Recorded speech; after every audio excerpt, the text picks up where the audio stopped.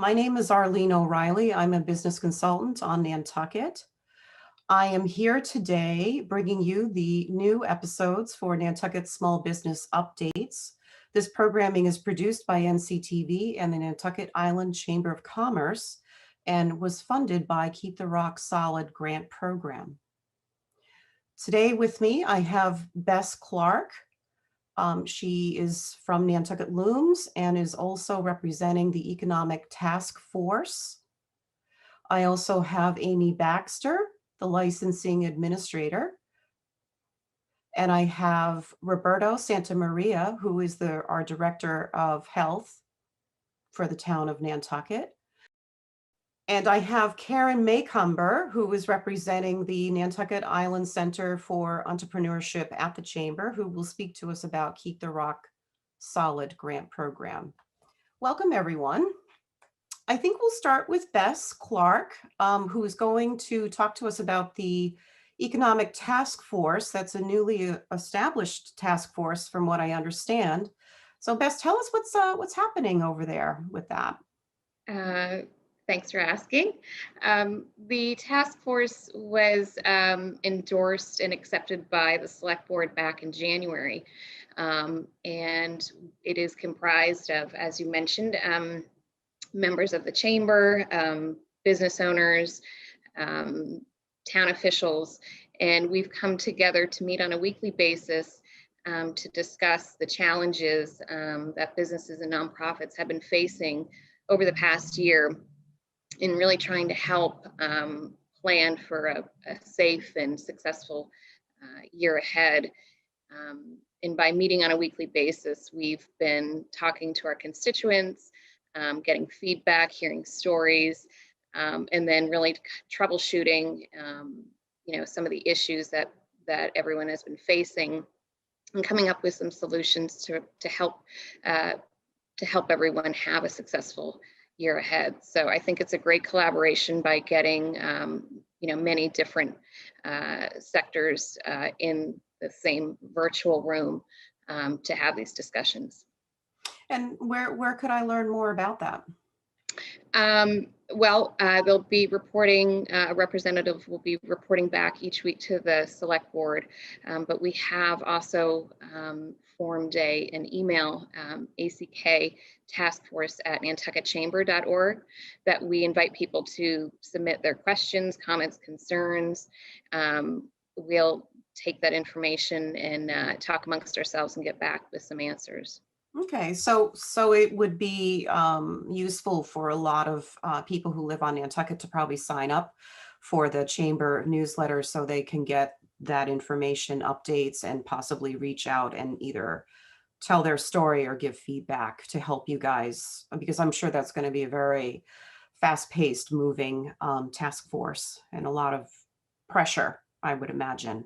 Yeah, well, we've been meeting on a weekly basis and we've really have gotten a lot done. And I think by talking to different parts of the community, we're really getting we're hearing all different scenarios and situations that maybe we weren't aware of because we just, weren't normally talking to those people, and having a direct connection to the town officials has been great.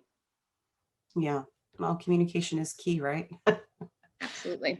Well, thank you for heading. Are you the lead in that? Are you the chair, or what is your role?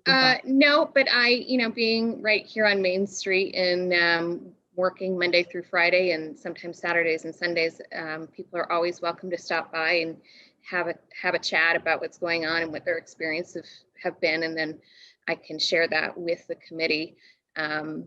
And I will be checking the email. So perfect. I would love to hear from people. Thank you for doing that, Bess. I think that'll be a great comfort and resource to many on the island. So thank you. My pleasure. So next up we have Amy Baxter. So Amy, you're going to be talking to us about updating everybody on the process of the open street policies for 2021 and possibly beyond. So you have the floor. Great, thanks for having me.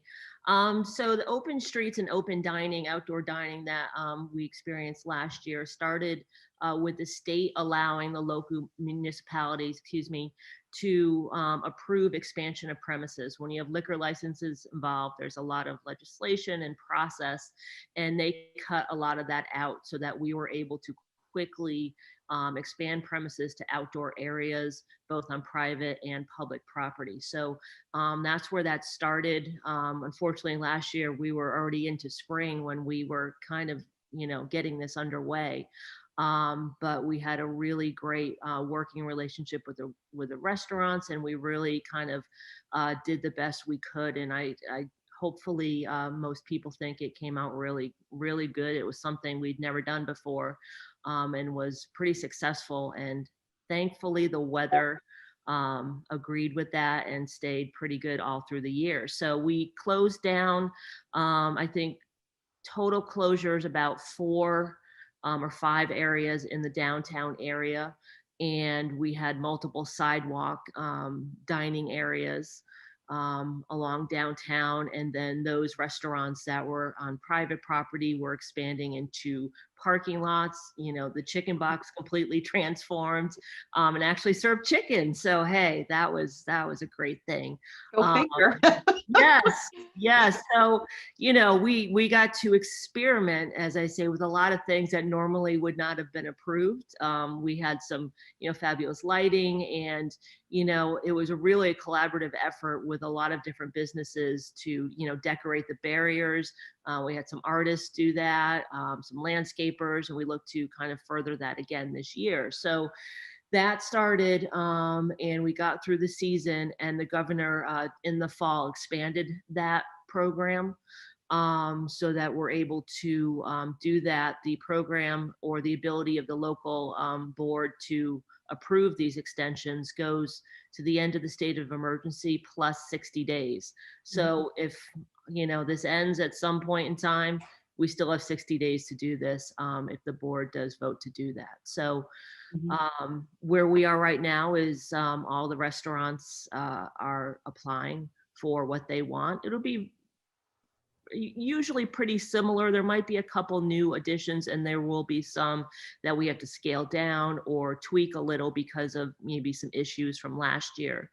And then working with Board of Health, working with Plus as well, because they had to enact some emergency orders to allow for it, and also to remove some planning processes that would have kind of got in the way, that allow for some tents and some other things to happen. So it's quite a collaboration between departments. And then the other thing, just on top of that, that we want to do is, as we get the restaurants up and running, is to really be communicate more with retail and with those folks without a liquor license, takeouts. There's line queue issues and things that we Mhm. want to help with as well, that we have some grant money. We got some barriers. We're hoping to get some more barriers and work with how the sidewalk flow works, making sure it's accessible. Working with, if a retail store on Main Street is next to outdoor dining, how is that interacting, and how we make sure that we're not interfering with another business operating. So it's Mhm. taking a lot of the lessons right now from last year and applying and going forward. So we hope to have something very similar available for this year, starting in, hopefully, in the April timeframe is when the seasonals come online. And some of the annuals that usually are open aren't going to open until about April, May timeframe. So we're hoping to get an earlier start this year. So, Yeah. Well, yeah. that sounds like you guys are approaching that very holistically. Like you've given me, or given us, the big picture of that. And also the silver lining, I guess, is the you've had the experience of 2020, and now we're more empowered to know what works, what doesn't work. I did read on the Inquirer Mirror's website that there was some comments or concerns about traffic issues and this sort of thing. Would you like to speak to that a little bit? Yeah, absolutely. There are. We had them last year, obviously not knowing how many people were going to come to Nantucket and what that was going to be. We seem to see some indicators that there will be more folks coming, more reservations for the boat and things of that sort. So we're working on some of the areas where there might have been some backups. We didn't really have any parking issues last year, but again, it could have been because of everything going on. I was just talking with someone, we're working on the valet situation too as well, for downtown, because that tends to help with a lot of that. And hopefully encouraging more folks to ride together, to take, other types of public transportation or things of that sort, because we really want to move forward with fewer cars in the downtown core as well. So I think we've gotten so much positive feedback from people, visitors and people in the community, for what was happening, that we feel like it's a good way that we can all work together to help that problem. But it's something, we're working on for now and in the future as to where those solutions are. Another thing that I know is being worked on, I think there's a meeting today talking about certain types of shuttles and things focused on staffing for downtown. Oh, It's a that's huge thing, interesting. is having that conversation and saying, what are the needs for retail, for restaurants, workers who are down there till 1:30 in the morning, Mhm. making sure that they're not having to park downtown all day or shuffle around. So that's something that we're trying to focus on and understand and see if we can provide a solution to. And that will help hopefully alleviate some of those issues. So, but it's something we're working on completely as we go through this. That's really good design planning. Yeah. Thank you. Yes. That's very inspiring. It gives us great hope for the 2021 season, I believe. Yes. So And that's a beyond. good, yes, yes. I kind of like the idea of, this could easily sort of set the drafting plane for the future as well. That's what you said. So I totally agree with that. It's Yes. good. Good. This is a good segue to our next speaker. Roberto Santamaria, our Director of Health, which we have seen him throughout 2020. And Roberto, thank you for keeping our community informed from the health department. And I know that you are going to speak to us about, I guess, the Board of Health's regulations and best practice for planning for 2021, which is a good lead in from what Amy was just talking about. So what do you got for me? Thank you, Arlene, for having us here today. At the February 18th Board of Health meeting, actually, what we did, we took two votes. One was to extend the outdoor dining order through December 31st of this year. So we're laying the groundwork already to be able to allow the same successful outdoor dining that we saw, and hopefully expand it a little bit more. As Amy said, we were kind of behind the eight ball when we did it last year, but this year, we're moving, 3 months in advance than we were last year. So hopefully that'll relieve some stress. And then the second vote that we did was we actually lifted the gathering restrictions. So we're now going straight by what the governor has on his gatherings, which right now is still 10 indoors but 25 outdoor, which is something that we should expect going into the spring. But hopefully, as the vaccine rollout is starting to gain a lot of traction and really speed up, and with the Johnson & Johnson vaccine right around the corner as well, we will have 3 vaccine avenues. And we'll hope to see those gathering restrictions be lifted even more, possibly even 25 internally to 50 out external sometime. And then what we saw last summer, was that going into the summer, we were still allowed to have gatherings of up to 100 outside. So we can expect, fingers crossed, we're expecting the same thing this summer. We're hoping that we'll see a much less restrictive year, much more successful. But we will still need to be wearing, possibly wearing masks, still need to be doing some distancing, just hopefully a little bit more successfully this year. Mhm. Well, but also to recap, I mean, I've been reading on the news that even after those that get vaccinated, that they still have to practice the safety protocols of COVID. So could you please just repeat what that is so Oh, that people are really clear that after they get vaccinated, it doesn't mean masks off and you can start hugging everybody, right, that you see. oh, So talk to me about that. absolutely. We won't be lifting any sort of masking restrictions or things like that until we've reached a level of herd immunity, which is a minimum of 75% of the population vaccinated, fully vaccinated, which Yeah. means receiving both doses. And you're not, and what people also forget is that you're not fully vaccinated after you receive those doses until about almost 20 days after your second dose, Mhm. because your body still needs to build those antibodies and that immunity. And then even then, uh, if there's people around you who are still susceptible to the virus, people who can't get the vaccine, things like that, you're protecting them as well. So we will still be requiring masks, distancing Right. protocols, things like that. We're just hoping that with the extended outdoor dining and with the extended gathering restrictions, minimized gathering restrictions, we'll be able to expand where we are outside and be able to have more of a sense of normalcy while still maintaining our protective measures while we're out there. And Roberto, is it true that even though you're vaccinated, you potentially could still be a carrier, right? And that's why they want us to practice these safety protocols still, because there could be somebody who might be more vulnerable or something like that. Is that true? Yes, think about it kind of like the flu vaccine, where you can still get the flu, you can still get COVID. It'll just be a lot more attenuated. You won't be seeing the same symptom, the just the severe symptoms. 99% of the people don't go to the hospital anymore once they're vaccinated if they become infected, but it is still possible. That's why it's still really important to pay attention.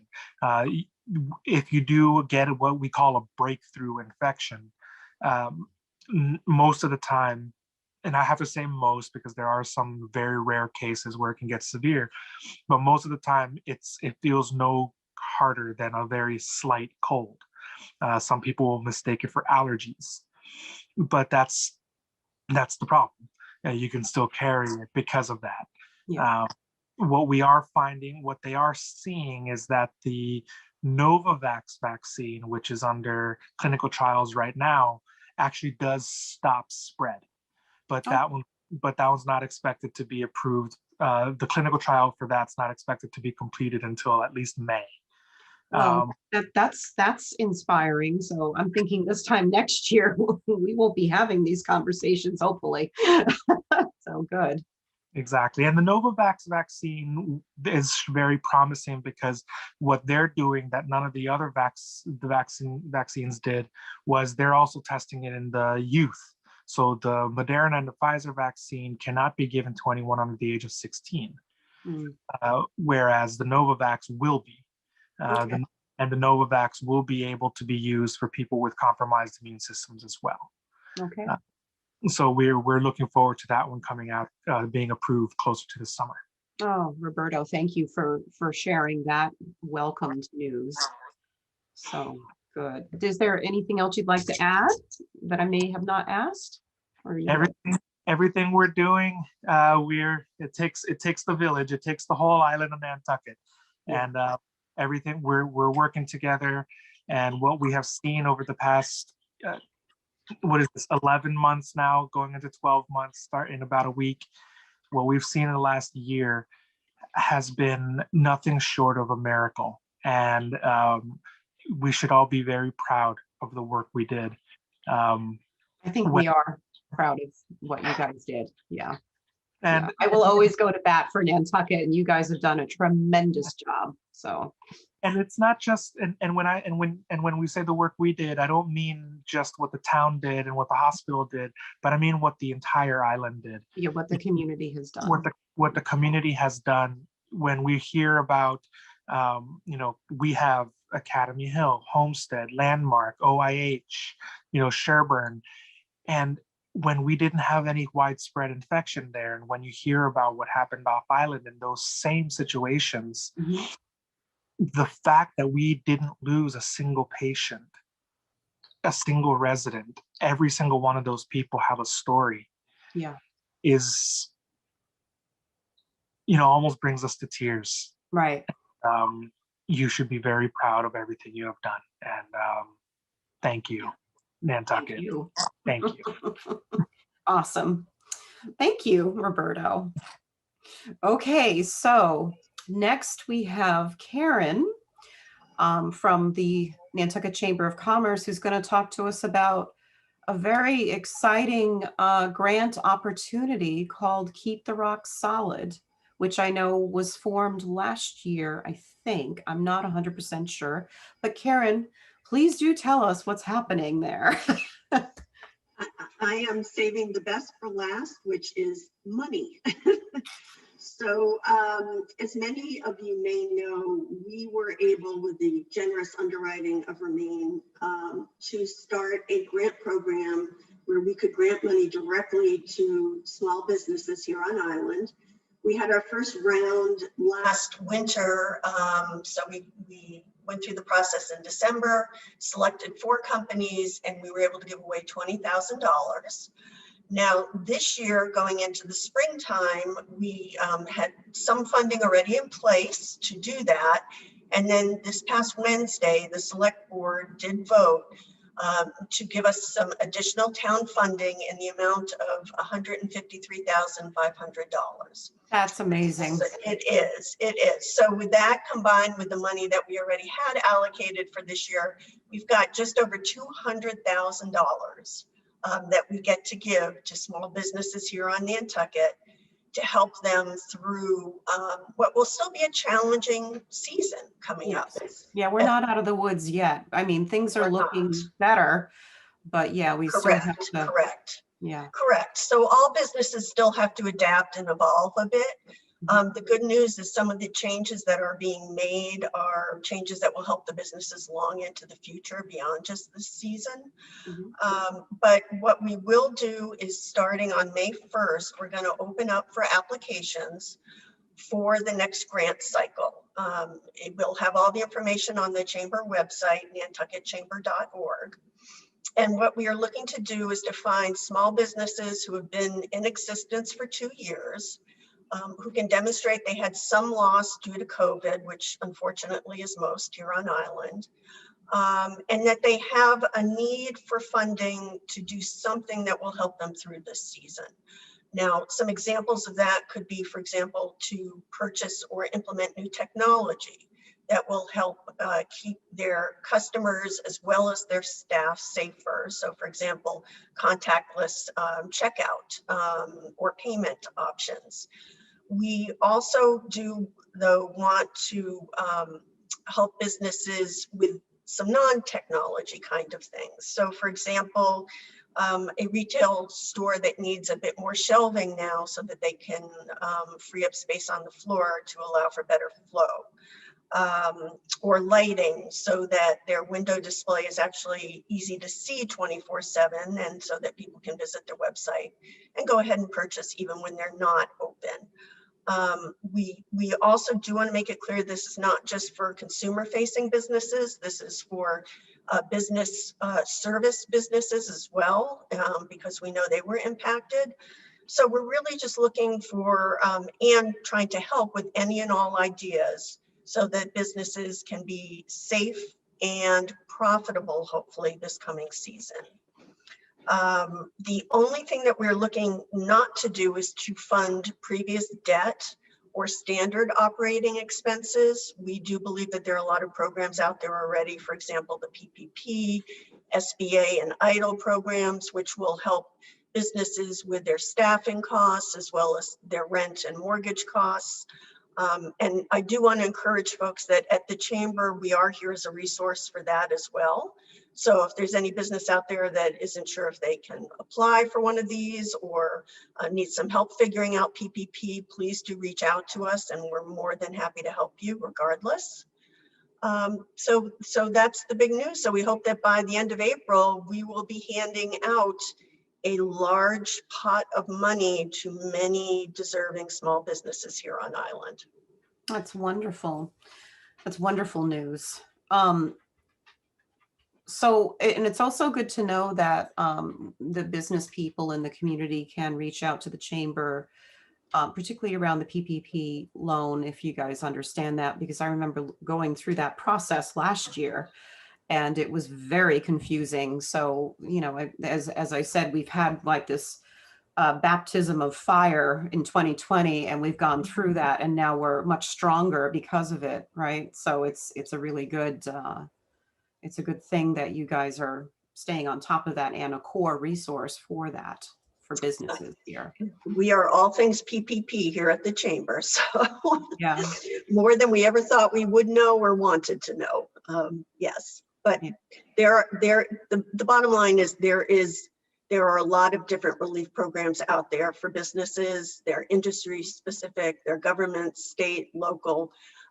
So please don't hesitate to ask for some help. That's very good. Thank you guys for doing that. Thank you all for what you have done. I mean, all of you are just super rock stars. So thanks for showing up and being of service to help everybody get through this. Okay, so thank you again, everyone, for joining us today. Resources of this talk will be available in the YouTube description and the closing of this program. Nantucket Small Business Updates will be airing on NCTV Channel 18 and on YouTube/NCTV 18. Please sign up for the NCTV newsletters on our website, nctv18.org, for further updates on this program. If you have any questions or comments for me, please send them to info@nctv18.org. That's all for now. I'm Arlene O'Reilly, your host of Nantucket Small Business Updates. This has been produced by the Nantucket Chamber of Commerce and Nantucket Community Television, funded by Keep the Rocks Solid. Thank you and take good care.